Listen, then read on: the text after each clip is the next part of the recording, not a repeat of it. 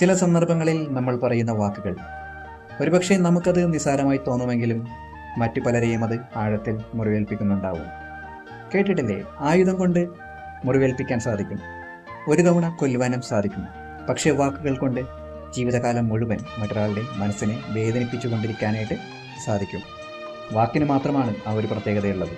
പക്ഷെ ഇതിൻ്റെ മറുവശം എന്താണെന്ന് വെച്ചിട്ടുണ്ടെങ്കിൽ, നമ്മൾ മനഃപൂർവ്വം ചെയ്യുന്ന അല്ലെങ്കിൽ പോലും നമ്മളിൽ നിന്ന് പല സന്ദർഭങ്ങളിലും അതുപോലെയുള്ള വാക്കുകൾ നമ്മൾ പോലും അറിയാതെ, ആ നിമിഷത്തിൻ്റെ പ്രത്യേകത കൊണ്ടാണെന്നറിയില്ല, പുറത്തു വരാൻ ഒത്തിരി സാധ്യതയുണ്ട്. പക്ഷേ അത് മറ്റൊരാളെ എത്രത്തോളം ബാധിക്കും എന്നുള്ള കാര്യം ആ നിമിഷം നമ്മൾ ആരും തന്നെ അറിയുന്നില്ല. അറിഞ്ഞു കഴിഞ്ഞാലും അതിനെക്കുറിച്ച് ചിന്തിച്ചു കഴിഞ്ഞാലും നമുക്കതിനെ കൺട്രോൾ ചെയ്യാൻ പറ്റാത്ത ആ ഒരവസ്ഥയിലാണ് ആ വാക്ക് പുറത്തു പോകുന്നത്. ശരിയല്ലേ?